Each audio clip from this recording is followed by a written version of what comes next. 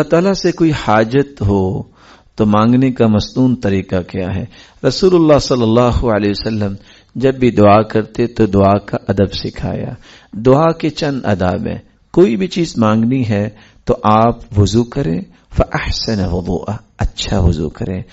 وضو کرنے کے بعد 2 رکعتیں پڑھیں. 2 رکعتیں پڑھنے کے بعد آپ دعا کریں. دعا کا طریقہ یہ نہیں ہے کہ آپ ہاتھ اٹھائیں اور دعا مانگنا شروع کر دیں. دعا میں سب سے پہلے اللہ تعالیٰ کے تعریفی کلمات، پھر دوسری بات رسول اللہ صلی اللہ علیہ وسلم پر درود، کیونکہ جس دعا میں درود نہیں ہوتا وہ دعا آسمان تک جاتی نہیں ہے.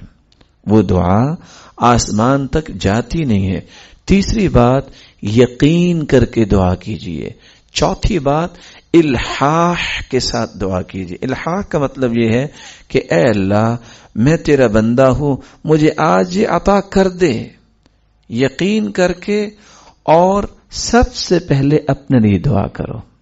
یہ ادب ہے دعا کا. اللہ کے رسول صلی اللہ علیہ وسلم جب بھی کسی کے لیے دعا کرتے تو سب سے پہلے اپنے لیے دعا کرتے. اور رسول اللہ صلی اللہ علیہ وسلم نے چھٹی بات یہ بتائی ہے دل کو حاضر کر کے دعا کیا جائے.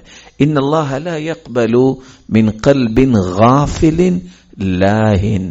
ایسے دل سے اللہ دعا قبول نہیں کرتے جو ہاتھ اٹھائے ہوئے ہیں اور دائیں بھی دیکھ رہا ہے اور بائیں بھی دیکھ رہا ہے، یا اس کی غفلت اور بے پرواہی کی اتنی بات ہے، ساتھ ساتھ اپنے کام بھی کر رہا ہے اور ساتھ ساتھ دعا بھی کر رہا ہے. وہ دعا تو نہیں کر رہا. پھر دعا تو یہ ہے کہ انسان منہمک ہو کے یکسوئی کے ساتھ اپنے رب سے ہم کلام ہو رہا ہے.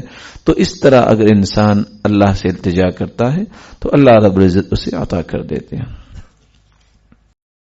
اللہ کے دین کی دعوت اور لوگوں تک پہنچانے کے لیے اس ویڈیو کو ضرور لائک، شیئر، کمنٹ اور سبسکرائب کریں.